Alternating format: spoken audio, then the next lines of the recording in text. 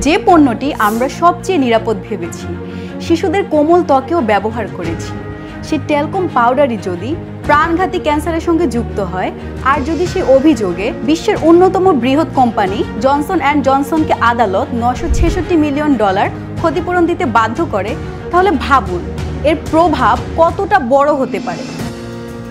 আপনাদের সঙ্গে আছি আমি সুমাইয়া তাসফিয়া। আপনারা দেখছেন এন্টারপ্রেনার বাংলাদেশ।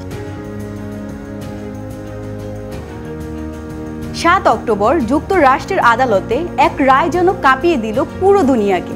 বলা হলো এই ট্যালকম পাউডারেই ছিল ক্যান্সারের বীজ। ক্যালিফোর্নিয়ার মেমুর 88 বছর বয়সে মারা যান এক বিরল ক্যান্সারে, মেসোথেলিওমা।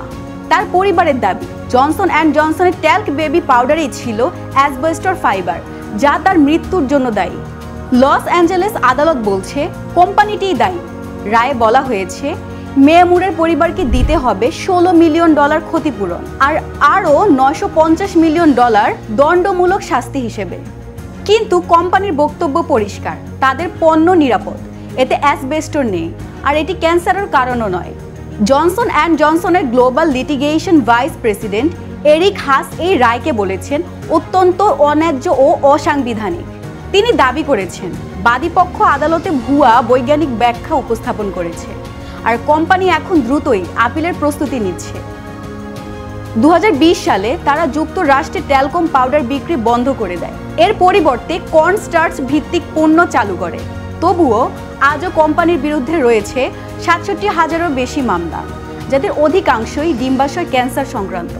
ফেডারেল আদালত 3 বার দেউলিয়া ঘোষণার মাধ্যমে মামলাগুলো মেটানোর প্রস্তাব প্রত্যাখ্যান করেছে।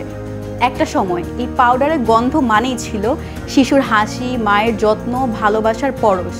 আজ সেই গন্ধের সাথেই মিশে গেছে মৃত্যু, শোক আর প্রশ্নের ভার। তাই প্রশ্ন থেকেই যায়, আমরা কি সত্যিই জানি প্রতিদিন যা ব্যবহার করছি তার ভেতরে কি আছে, নাকি আমরা শুধু বিজ্ঞাপনের আলোয় অন্ধ হয়ে যাচ্ছি? কমেন্টে আপনার মূল্যবান মতামত জানান। এরকম আরও ইনফরমেটিভ ভিডিও পেতে আমাদের Facebook page entrepreneur Bangladesh follow করুন এবং ইউটিউব চ্যানেলটি সাবস্ক্রাইব করুন। ধন্যবাদ।